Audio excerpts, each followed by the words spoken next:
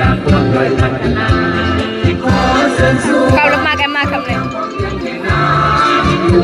มาพัฒนาเรียนการจากไทยเรียนการมีความสงบสุข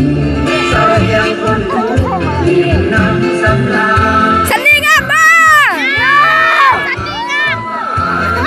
สาวเรียนการ เรียนโบ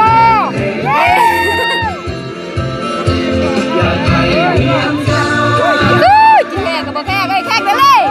แขกได้เลยแขกได้เลยเล่ลาลาลาลาเล่ลาลาลาเลยยังเข้าไอ้โอ้คำทุ่งกับปีนละแขกน่ะโอ้จะสร้าง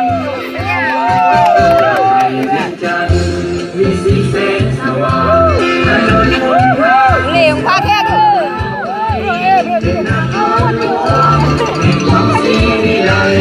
งามมากโอ้ยห่านี่ก็บักแค่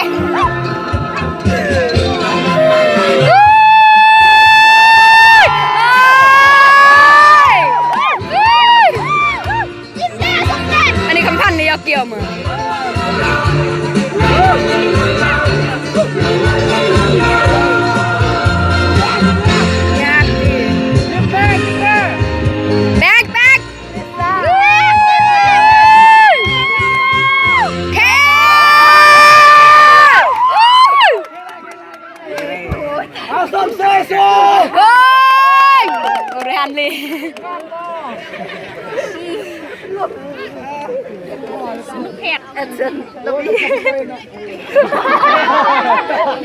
ขอบใจค่ะบานบอี